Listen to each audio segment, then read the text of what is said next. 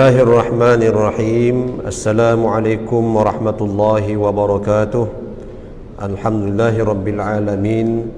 Wassalatu wassalamu ala sayyidil mursalin wa ala alihi wa sahbihi ajma'in. Subhanaka la ilma lana illa ma 'allamtana innaka antal alimul hakim. Rabbi shrah li sadri wa yassir li amri wahlul 'uqdatam min lisani yafqahu qawli, amma ba'du.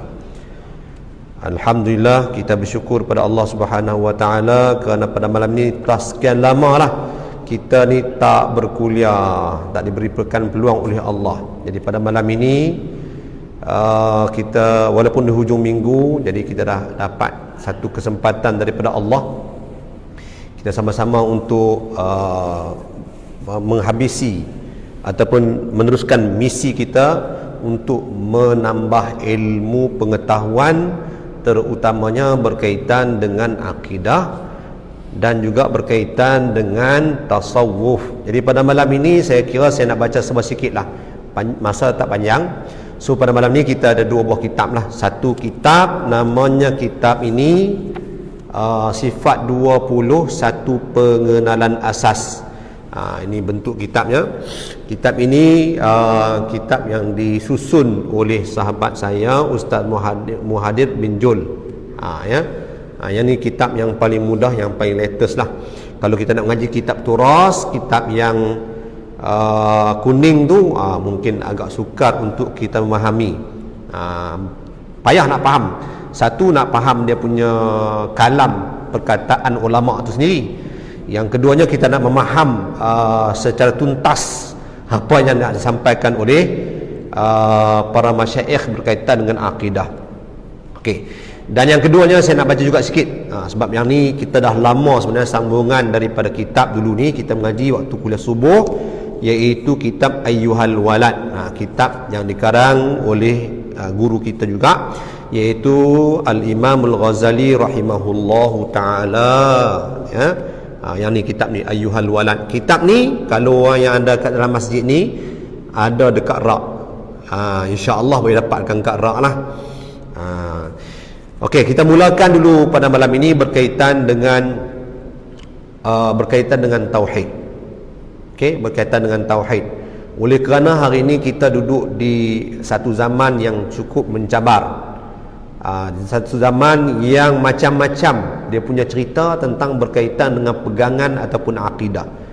Akidah itulah bahasa Arab, dalam bahasa Melayu kita sebut sebagai pegangan, iaitu pegangan hati kita terhadap sesuatu.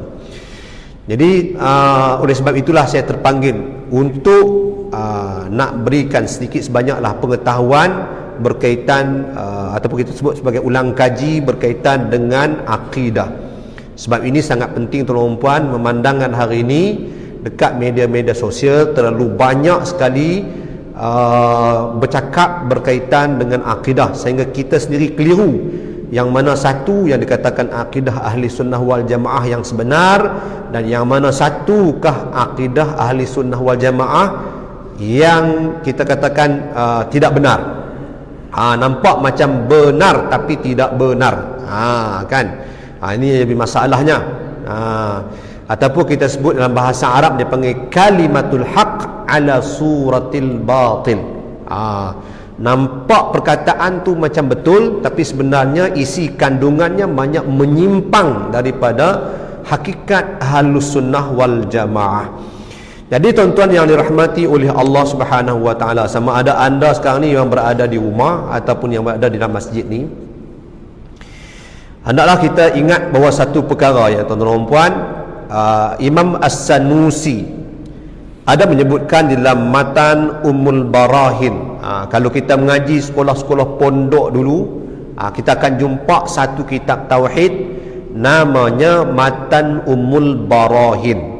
Dalam kitab matan Ummul Barahin ni dia ada menyebutkan dalam teks bahasa Arabnya yang berbunyi wa yajibu ala kulli mukallafin syar'an, dan hukum wajib, ke atas setiap mukallaf secara syarak. Maknanya wajib di sini berdosa kalau tidak mengetahui, berdosa kalau tidak belajar, berdosa besar kalau tak ambil tahu. Siapa yang akan berdosa besar ni? Tiap-tiap orang yang mukallaf. Mukallaf ni ialah orang Islam yang beragama Islam, yang cukup akal dan cukup pula umurnya, dipanggil sebagai mukallaf. Mukallaf. Kita semua ni disebut sebagai mukallaf lah. Kita dah cukup umur, kita punya akal yang sihat. So secara mukallaf wajib pada syarak. Wa yajibu ala kulli mukallafin syar'an. Wajib pada syarak. Makna wajib pada syarak ni berdosa. Yu'aqabu ala tarkihi, akan diberi azab oleh Allah kalau kita meninggalkan. Maksud perkataan Ummul Barahin tu. Okey, apakah perkara wajib itu? Ay ya'rifa ma yajibu fi haqqi maulana jalla wa azza. Bahawa seseorang daripada mukallaf itu wajib mengetahui, wajib mengetahui hak yang ada kepada Allah Subhanahu wa taala. Iaitu sifat yang ada pada Allah taala wajib kita ketahui. Sebab tuan-tuan puan, kalau kita nak mengenal sesuatu, so kita nak mengenal ni makna kalau kita nak cara makhluk, kalau kita nak kenal, kita kena tengok wajah orang tu, kan? Kita kena tahu nama orang tu, kita kena tahu apa yang dia suka, apa yang dia tak suka, apa yang dia minat, dia duduk di mana. Semua tu kita sebut kalau nisbah kepada makhluk. Cara nak mengetahui, kita kena tahu nama, kena tahu sifat, di mana dia duduk, apa yang dia suka, apa yang dia tak suka. Itu kalau kita nisbahkan kepada makhluk, manusia macam kita ni lah. Tetapi yang dimaksudkan pada hak Maulana Jalla wa Azza, iaitu hak pada Allah Subhanahu wa taala, iaitu sifat yang ada pada Allah taala tu wajibnya kita ketahui. Wajib kita mengetahui, belajar sampai faham, belajar sampai tahu, belajar sampai terang dan cerah berkaitan dengan sifat yang mesti ada pada zat Allah Subhanahu wa taala. Supaya pegangan hati kita tu tak berbolak-balik, pegangan hati kita tu tetap, pegangan ke hati kita tu mantap utuh. Walau apa pun berlaku, kita tetap berpegang bahawa Allah Subhanahu wa taala ada sifat wajib. Wajib ni mana mesti ada pada zat Allah Subhanahu wa taala. Mesti ada, dan tidak sama sekali pada akal kita nak katakan sifat tu tak ada pada Allah Subhanahu wa taala. Kan? Faham kot? Ada lurah sikit, dia ada lahjah orang utara. Okey, tak apa. Mudah-mudahan faham. Kemudian yang keduanya, kata Syekh Sanusi ataupun Imam As-Sanusi, dia kata apa lagi? Wa kadza yajibu alaihi ay ya'rifa mithla dhalika fi haqqir rasuli. Mahu tuan, ada tertinggal sikit. Maka berkatalah Imam Sanusi, wa ma yastahilu wa ma yajuzu. Begitu jugalah kita kena mengetahui perkara yang tak patut ada pada Allah Ta'ala dan perkara yang harus pada Allah Subhanahu wa Ta'ala. Wa kadzalika wa kadza yajibu alaihi an ya'rifa mithla dzalika fi haqqir rusuli alaihimus salatu wassalam. Begitu jugalah kata Imam Sanusi, bukan sekadar kita kenal Allah Ta'ala saja, tapi Rasul-Rasul yang diutuskan oleh Allah Subhanahu wa Ta'ala pun kita kena mengetahui apa yang wajib, sifat yang wajib bagi Rasul, sifat yang mustahil bagi Rasul, sifat yang harus bagi Rasul. Tuan-tuan dan puan, kalau kita mengaji tauhid dan puan, dalam ilmu tauhid ni dia ada beberapa pembahagian. Pembahagian yang pertama, yang paling utama, yang mesti nak tak nak kita mesti kena tahu, iaitu yang pertama sekali ialah berkaitan dengan dipanggil sebagai ilahiyah, iaitu dipanggil sebagai ketuhanan. So kita kena faham sifat Allah Subhanahu Wa Taala tu macam mana, supaya tak keliru tuan-tuan. Jangan sampai ada yang keliru pula, tak tahu hujung pangkalnya. Konon-kononnya kita ni lebih pandai daripada ulama, justru kita menghukum Allah Subhanahu Wa Taala bersifat seperti sifat makhluk. Hari ini ramai, sebab tu saya sebut di mula-mula mukadimah tadi, ada kalimatul haq ala suratil batil, ataupun kalimatul haq uridu bihal batil. Kalimah yang betul, seruan yang betul, tetapi ada udang di sebalik batu, ada perkataan yang tersembunyi yang menyebabkan benda itu nampak macam betul, hakikatnya tidak betul. Contohnya tuan-tuan, kalau kita tak kenal Allah Subhanahu Wa Taala, maka kita akan tersadung dengan satu fahaman yang disebut sebagai fahaman mentajsimkan Allah Subhanahu Wa Taala. Contoh, Allah Taala duduk di atas arash, Allah turun daripada langit, Allah ada mata, Allah ada tangan, Allah bersifat seperti makhluk tetapi tak serupa makhluk. Nampak?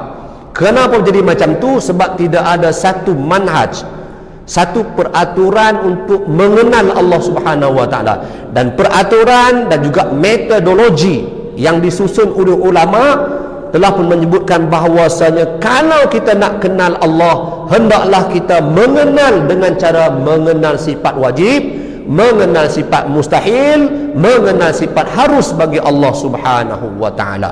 Demikian juga lah kalau kita nak mengenal Rasul, mesti kita mengetahui sifat-sifat ini. Kita tak boleh ambil secara langsung di dalam Al-Quran tu. Sebab apa kita tak boleh ambil langsung daripada Al-Quran? Sebab kita tidak ada kelayakan nak memahamkan Al-Quran. Nak fahamkan Al-Quran ada kelayakan tertentu. Bukan main semboromo ataupun main terjah macam tu saja, baca boleh baca alif bata terus nak buat satu kesimpulan, nak istimbat hukum, nak keluarkan hukum, jadikan satu metod kat situ.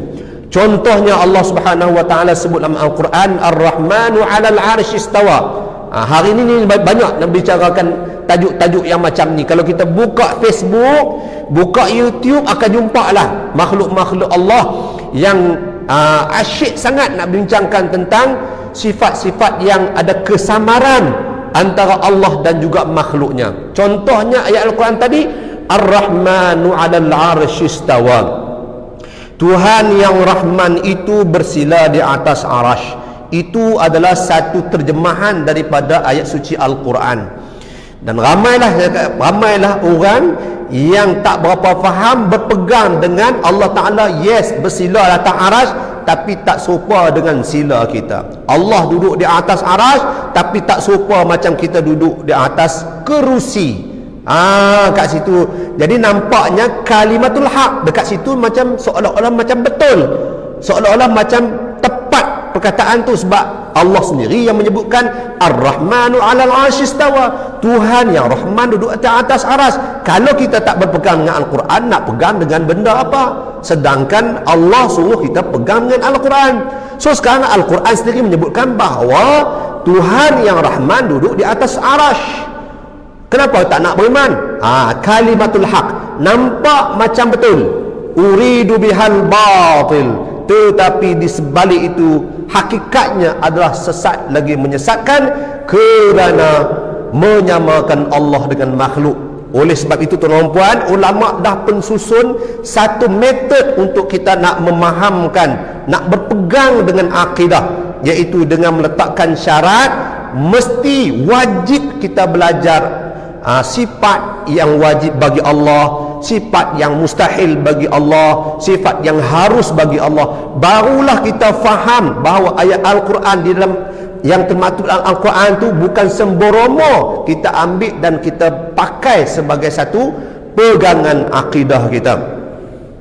Dan waktu juga arah ulama menentukan bahawasanya dalam Al-Quran ni ada 4 pembahagian. Pembahagian yang pembahagian yang pertama ialah pembahagian ayat yang berkaitan ayat muhkamat ataupun ayat muhkam. Dan yang kedua dia panggil ayat mutasyabihat.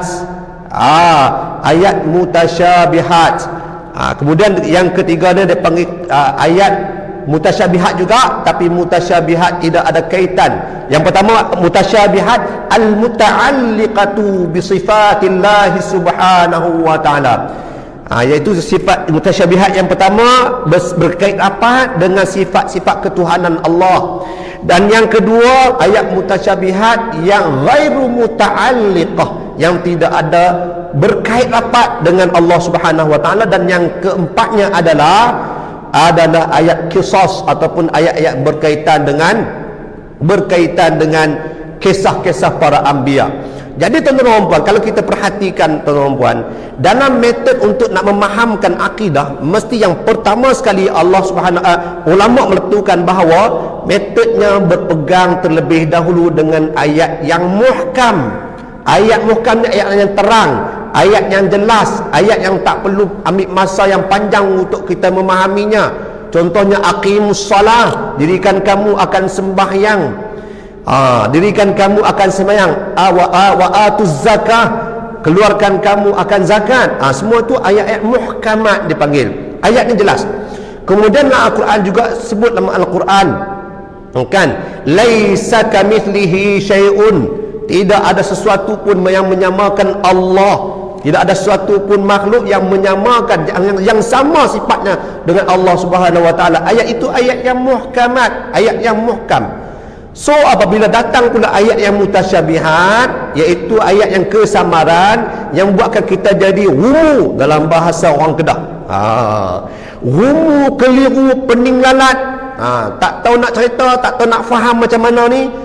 Mula-mula kita kata Allah Subhanahu wa taala tak sama dengan makhluk, tiba-tiba ke ayat ni macam sama pula. So nak pegang yang mana satu? Maka ulama dah pun menjawab persoalan ini. Hendaklah didahulukan ayat muhkamat. Dahulukan ayat yang muhkamat, ayat yang jelas, bukan dahulukan ayat mutasyabihat. Sebab itu tuan-tuan dan puan, saya nak sebut benda ni pentingnya tuan-tuan dan puan, sangat pentingnya kita memahami bahawa kita kena mendalami ilmu sifat 20 ni bagi laik, kata orang Kedah, bagi dakik. Dakik ni mendalam betul-betul supaya kita tak tergoyah dengan fahaman-fahaman jamiah dekat luar sana, fahaman tajsim, fahaman yang mengaku dia lah ahli sunnah wal jamaah, tetapi dalam masa yang sama mereka lah puak-puak yang ahli punah waranah untuk nak merosakkan akidah kita. Akidah di tanah Melayu ni dah lama tuan-tuan. Sebelum masuk Portugis ke tanah Melayu ni, akidah yang berpegang dengan sifat 20 ni dah lama tuan-tuan. Ni puak-puak hak baru je masuk baru ni, tiba-tiba datangnya konon-kononnya hak kita pegang dulu tak betul. Hak baru ni betul. Hak mana betul? Hak Tuhan ada tangan, Tuhan ada kaki, yang tu betul. Tu kata orang-orang yang tak bertanggungjawab. So tuan-tuan, insya-Allah kita malam ni kita dapatlah sesuatu gambaran bahawasanya kalau kita nak mengenal Allah, nak tak nak mesti kita kena belajar sifat 20 tuan-tuan. 8.24 lah. Kau apa lebih? InsyaAllah kau apa? 8? 40? Okey, tak apa. Habis dia beritahu tadi. Okey, kemudian tuan-tuan, untuk nak mengenal Allah Subhanahu wa taala, nak mengaji sifat 20 ni, dia kena ada alat untuk nak faham. Apakah alat itu tuan-tuan? Yang pertama sekali kita nak kena mengaji pembahagian hukum. Tuan-tuan catatlah, yang ada kat rumah, yang ada kat sini, kalau boleh catat, kalau tak boleh catat pun tolong ingatkan. Kita nak faham satu benda, mesti kena, kita nak mengenal satu benda, nak menghukum satu benda, mesti kita kena tahu tentang keadaan. Contohnya kalau kita nak tahu hukum solat Jumaat, hukum solat Jumaat, waktu imam dah pun, waktu masjid dah tutup dah semua pintu, sembahyang dekat luar masjid tu sah tak sah? Contoh kan. Jadi situasi macam tu kita nak kena faham dulu baru boleh keluarkan hukum. Sama jugalah dengan Allah Subhanahu wa taala. Nak mengenal Allah Subhanahu wa taala, mesti kita kena dapat dulu gambaran sebagai alat. Gambaran sifat wajib tu kita kena faham dulu. Nak dapatkan gambaran sifat wajib tu, kita kena melalui proses. Dan proses itulah dinamakan, yang pertama sekali alatnya ialah kita mengenal apa dipanggil ahkamul arba'ah, ataupun dia panggil hukum-hukum yang 4. Apakah hukum yang 4 itu? Yang pertamanya hukum akal, yang keduanya hukum syarak, yang ketiganya hukum adat, yang keempatnya nama hukum aridhi ataupun hukum arab. Jadi 4 jenis hukum ni kita kena faham bagi betul-betul, faham bagi molek-molek, supaya kita boleh mengenal Allah Subhanahu wa taala sebagaimana yang telah disusun dan diberikan kefahaman oleh tuk-tuk guru kita yang telah lalu. Okey tuan-tuan, kita masuk dulu bab hukum. Kita masuk dulu bab hukum. Kenapa nak perlukan hukum ni? Kenapa perlu hukum ni? Sebab kita perlukan hukum untuk kita nak kenal Allah Subhanahu wa taala. Kita kena kenal bukan sebab adanya nas. Dengar betul kakak saya ni. Pegang betul-betul dah dengar. Kita bukan bergantung dengan nas. Adanya Tuhan, sama ada Al-Quran tak diturunkan ke ataupun Al-Quran diturunkan ke, Allah Ta'ala tetap ada. Jadi tak bergantung dengan nas. Bila tak bergantung dengan nas, so kita bergantung dengan akal. Bergantung dengan akal kita. So akal kita kalau nak bagi betul, dia ada peraturannya. Dia ada peraturan dia. Peraturan yang pertama, akal itu mesti selari dengan hukum syarak. Akal itu mesti diselarikan dengan nas. Walaupun pada peringkat permulaan, kalau kita nak kenal Allah, kita tak perlu bergantung dengan nas. Kerana apa? Kerana sebelum ada nas, sebelum ada Al-Quran, sebelum Nabi cerita dekat kita pun, Allah Subhanahu wa taala tetap bersifat dengan sifat kesempurnaan. Sebelum Nabi cerita tentang sifat wajib, tak cerita pun dekat kita berpegang memang Allah Subhanahu wa taala ada sifat-sifat wajib tu. Jadi untuk nak meluruskan akal kita ni, maka Allah datangkan nas. Allah datangkan dalil untuk selarikan kita punya akal kita. So tuan-tuan, sebab tu ulama ada menyebutkan al-hukmu syai', al-hukmu syai'i, al-hukmu syai'u, nak menghukum satu-satu perkara, far'un an tasawwuri, hendaklah kita tahu gambarannya terlebih dahulu. Jadi gambaran kita yang pertama, hukum terbahagi kepada 4 bahagian. Yang pertama nama hukum hukum akal, yang kedua hukum syarak, yang ketiga hukum adat, yang keempat nama hukum arad ataupun hukum aridhi. Apakah yang dikatakan dengan maksud hukum? Hukum adalah keputusan. Kalau sebut keputusan akal, hukum akal makna keputusan akal. Kalau sebut kata hukum syarak, makna keputusan syarak. Bila sebut kata hukum adat, maka keputusan adat. Bila sebut kata hukum arad, keputusan arad. Arad ni ialah perkara yang baru datang. Sebelum ni tak ada, tiba-tiba jadi ada. Itu nama hukum arad ataupun hukum aridhi. Okey, kita tengok yang pertama tuan-tuan. Kita nak baca hukum kitab Ayyuhal Walad pula. Kita tengok tu 5 minit lagi. Alamak, 5 minit lagi. Tak apalah, macam ni tuan-tuan, kita tahu ni sebulan sekali Sebulan sekali Sebulan sekali. Allahu Rabbi, lupa pula. Tak apa tuan-tuan. Kita berhenti dekat itulah, kita baca kitab Ayyuhal Walad. Tapi ingat tuan-tuan, hukum terbahagi kepada 4. Ingat tuan-tuan, bila sebut kata ayat mutasyabihat, jangan duk bincang banyak-banyak sangat, pegang ayat muhkamat. Itu petua dia. Kalau dah mai lah tuk guru mana pun, kalau duk seronok cerita bab ayat mutasyabihat, boleh angkat punggung. Cerita banyak sangat jadi masalah. Okey tuan-tuan, kita tengok kitab kita ni, nasihat Imam Al-Ghazali rahimahullahu taala, nasihat yang ke-23. Kalau tuan-tuan ada kitab, tuan-tuan boleh tengok. Saya nak baca laju-laju tuan-tuan. Nasihat yang ke-23, tinggalkan 4 perkara. Kitab ni kita dah baca banyak dah, ni nak masuk fasa yang terakhir. Nasihat yang ke-23, tinggalkan 4 perkara. Imam Ghazali ada sebut bahawa kalau nak buat kerja apa pun, ada 4 perkara yang perlu ditinggalkan. Wahai anakku yang tercinta, sekarang aku akan menasihati engkau dengan nasihat yang terakhir, iaitu dengan 8 perkara. Ada 8 perkara yang Imam Ghazali nak bagi nasihat. Maka terimalah nasihatku ini supaya ilmu yang ada pada dirimu itu tidak menjadi hujjah untuk kemudaratan engkau pada hari kiamat kelak nanti. Ilmu yang ada dekat kita ni rupa-rupanya satu ke akhirat kelak nanti ni akan jadi hujjah. Hujjah lah, pandai bercakap, suruh orang buat tapi kita tak buat. Ilmu tu sendiri akan menjadi hujjah di hadapan Allah Subhanahu wa taala. Sebab tu Imam Ghazali pesan kepada anak murid dia ni, ada 8 perkara, ada 4 perkara, 8 perkara yang perlu dia ambil perhatian. 4 perkara mesti engkau tinggalkan, ada 4 perkara mesti kena tinggalkan, dan 4 perkara lagi mesti engkau laksanakan. 4 kena buat, 4 kena tinggal. Adapun 4 perkara yang mesti engkau tinggalkan, maka iaitu 4 perkara tu, yang ni yang aku nak cerita, kata Imam Ghazali. Yang pertama, bahawa seboleh-bolehnya jangan engkau bertengkar dengan seseorang pada apa jua masalah, kerana pertengkaran itu mengandungi bermacam-macam penyakit, kata Imam Ghazali. Apa juga masalah, samalah masalah dunia ataupun masalah akhirat, jangan kita asyik nak bertengkar. Kenapa? Kerana mengandungi bermacam-macam penyakit. Penyakit apa? Kecil mana kah? Bukan kecil mana. Penyakit marah. Bila bertengkar kita rasa nak marah, kan?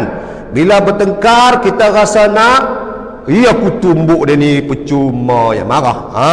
Dah melahirkan sifat-sifat haiwan. Sebab tu Imam Ghazali kata menzahirkan penyakit. Lepas tu sifat dendam, dah kalah dendam pula. Dah kalah dendam pula. Tak apa cik, balik ni hang siap tengah jalan lagi. Tak pun tok wan aku, datuk aku, bomoh dia raja, pandai santau orang, hang siap. Kan? Contoh, dosanya jauh lebih besar daripada faedahnya. Faedah tu sikit sangat tapi dosanya lebih besar. Dosa hati tu orang puan. Kalau bahasa utara dia panggil meredak. Meredak. Kalau orang di sini saya rasa macam meresap masuk dalam jiwa, masuk sakit hati kan. Itu masalah pertengkaran. Kerana pertengkaran itu punca segala perangai yang jahat, seperti riak. Dah menang dapat riak pula, rasa macam pandai, rasa ilmu banyak kan. Mula nak menunjuk-nunjuk kehebatan diri. Kemudian hasad. Hasad kalau kalah jadi hasad lah. Takabur, besarkan diri. Tengok kan, aku hujah dengan ustaz tu, walaupun ustaz tu pakai kepiah tajam, serban besar bakui, tapi aku hujah dia tak lawan, senyap, tak boleh jawab kesalahan aku tu. Takabur. Kemudian timbul sifat dengki, permusuhan, dan merasa bangga dengan kemampuan diri, dengan kemampuan diri sendiri, dan yang lain-lain lagi, banyak lagi tuan-tuan puan, kalau melibatkan pertengkaran. Sebab itulah kalau kita tengok pada ulama kita, tuk guru kita, kalau ada satu isu timbul, tuan guru kita ni diam, tak jawab apa. Kadang-kadang kita pun heran, tuk guru ni awak lah tak mau jawab kalau aku kan. Pasal apa? Pasal kita ni ada sifat mazmumah. Tuk guru dah tak ada apa lah kan. Saya pernah juga tanya tuk guru, tuan guru, ramai tu kan, kenapa tu puak-puak apa nama tu yang mengaku dia salafi tu duk kata macam-macam awak. Tok guru tak jawab kan. Dia kata biar pergi kat dia, banyak kerja lain nak buat lagi, duk fikir pasal dia, kita jadi masalah kan. Dia tak ambil kira yang tu. Sikit tuan-tuan, habis masalah ni lebih 5 minit dah. Sekejap kita nak cari tempat berhenti. Tak mana pula lah. Jikalau engkau pada suatu hari terheret kepada kancah pertengkaran antara engkau dengan orang lain atau dengan sekumpulan orang, dan adalah niat yang ada di hatimu untuk menzahirkan kebenaran supaya kebenaran itu tidak hilang, maka bolehlah engkau berbuat demikian. Boleh kalau kata pandai jaga hati. Kalau hati kita ni memang tak ada masalah, kita boleh bertenang. Orang maki kita pun kita tahan, orang marah kita pun kita tak rasa apa. Boleh senyum sepanjang masa. Yang tu kata Imam Ghazali tak ada masalah. Tetapi ada tapi kat sini kalau benar niat di hatimu itu untuk menzahirkan kebenaran, maka di sana ada 2 tanda. Kalau nak tengok hati hang betul-betul tak betul, hang betul-betul nak menzahirkan kebenaran ataupun tidak, ada 2 tanda. Kat sini to be continue. Tersambung pula di masa yang lain insya-Allah. Saya sudahi dengan wabillahi taufik wa hidayah. Wassalamualaikum warahmatullahi wabarakatuh. Walhamdulillahirabbil alamin.